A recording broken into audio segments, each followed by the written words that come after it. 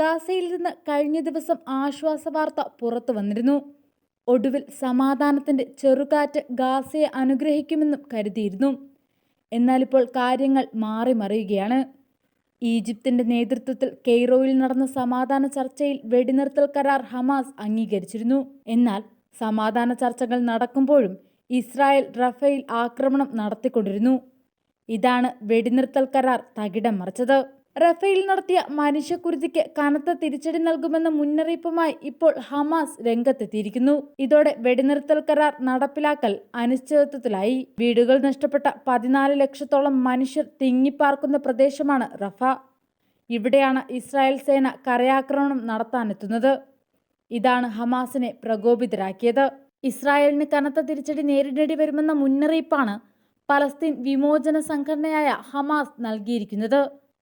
റഫയിലെ കരയാക്രമണം Israel സൈനികർക്ക് ഉല്ലാസയാത്ര ആയിരിക്കില്ലെന്നാണ് Hamas പ്രസ്താവനയിൽ പറയുന്നത്. റഫയിലെ മനുഷ്യരെ രക്ഷിക്കാൻ അൽഗസാം ബ്രിഗേഡിന്റെ നേതൃത്വത്തിൽ ധീരരായ ചെറുത്തുനിൽപ്പിന് പോരാളികൾ പൂർണ്ണമായും സജ്ജരാണെന്നാണ് ഹമാസിന്റെ മുന്നറിയിപ്പ്. ഇസ്രായേലിന്റെ നീക്കം ഗാസയിൽ ബന്ദികളാക്കിയവരുടെ ജീവൻ പരിഗണിക്കാതെയാണെന്നും പ്രസ്താവനയിൽ പറയുന്നു. റഫേൽ കരയാക്രമണം നടത്തുന്നത് ബന്ദിമോചന വെടിനിർത്തൽ ചർച്ചകളെ അപകടത്തിലാക്കുമെന്ന് ഹമാസ് നേതാവ് ഇസത്ത് അൽ റാഷിഖും മുന്നറിയിപ്പ് നൽകി.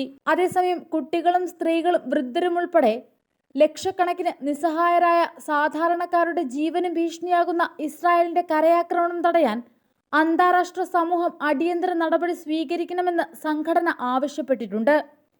പലസ്തീനികൾക്കായുള്ള UN അഭയാർത്ഥി ഏജൻസിയായ UNRWA ഉൾപ്പെടെയുള്ള സന്നദ്ധ സംഘടനകൾ റഫ വിട്ടുപോകരുതെന്നും ഹമാസ് ആവശ്യപ്പെട്ടു കഴിഞ്ഞു. റഫേൽ അതിരൂക്ഷമായ ആക്രമണം നടത്തുമെന്ന് ഇസ്രായേൽ സൈന്യം മുന്നറിയിപ്പ് നൽകിയിരുന്നു.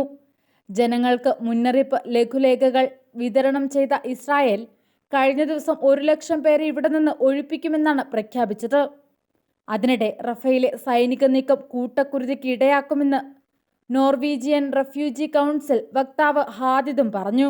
കൂട്ടത്തോടെ ആളുകൾ മരിച്ചു വീഴുന്നത് ഒഴിവാക്കാനായി ആക്രമണത്തിൽ നിന്ന് പിന്മാറാൻ ഇസ്രായേലിന് മേൽ സമ്മർദ്ദം ചെലുത്താൻ US അടക്കമുള്ള സഖ്യകക്ഷികളോട് ആവശ്യപ്പെടുമെന്നും അദ്ദേഹം വ്യക്തമാക്കി.